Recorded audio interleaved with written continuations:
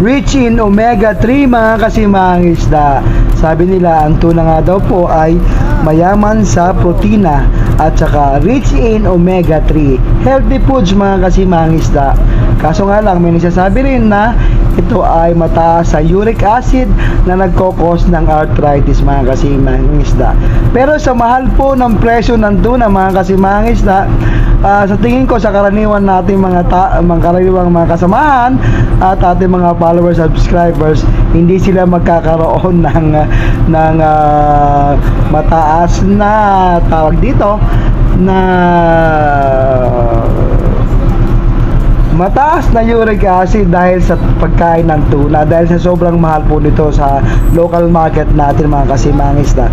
Sa akin po, sa tagal ko na rin po dito sa pangingisda, almost 15 years na nga po akong kumakain ng tuna, mga tulingan, skipjack na yan, sabi nila mataas daw sa uric acid, pero thank you Lord dahil so far hindi naman po ako nagkakaroon pa ng ganitong uric acid. Healthy pa rin po tayo sa pagkain ng tuna mga kasimang isda. Kaya naman sabi ko nga, sa mahal nga ng tuna, hindi tayo magkakaroon talaga ng uric acid sa pagkain nito dahil hindi natin afford to araw-araw. Mapera talaga, mayaman tayo at mahilig tayo sa tuna na ganyan mga kasimang isda. Pero sa local market talaga, mahirap nyo makita ito sa mga palengke natin. Pero sa Jensen po, marami ditong ganitong malalaking tuna. So doon po siguro, so yung mahihilig talaga kumain ng tuna. Pero sabi nga, eat moderately kasi anumang pong sobra sa ating katawan, ating ini-input or kinakain, iniinom sa ating pinapasok sa ating katawan ay masama kung ano man pong sobra. Kaya dapat eat moderately. Kung meron nga pong tinatawag na drink moderately, dapat eat moderately. Eat in moderation lang po. Pero sabi ko nga, rich in omega-3 nga daw po ito, sinasabi sa mga ads sa mga patalastas dyan. Pero sabi ko nga sa ngayon, mga kasimang isda, matagal na po akong kumakain nito, pero so far, so good naman po. Wala pa naman po ako nararamdaman na arthritis. Ayan po, nakwento ko lang kasi sabi ko nga, puro tuna po ito, kaya rich in omega-3 ang aking title dito, healthy foods mga kasimang isda.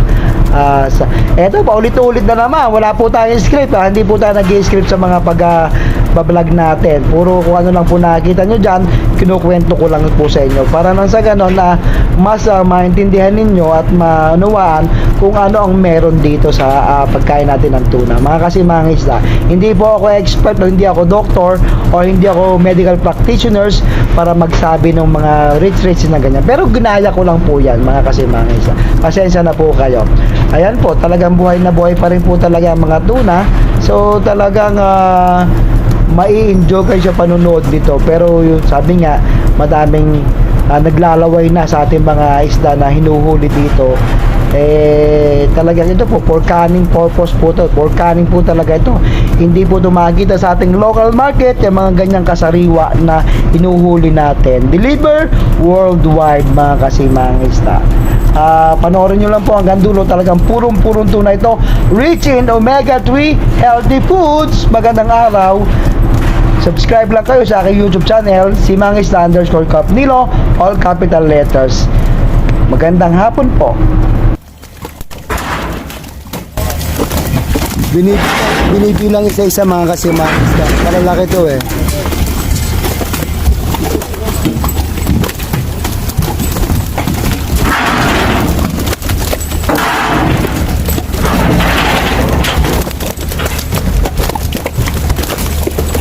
Dito pa sa lambat oh.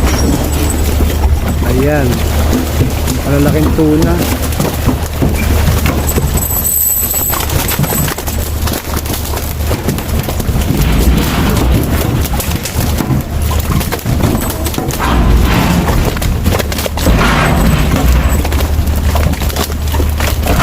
Pagka ganitong sizes talaga, binibilang ito mga kasimang isda.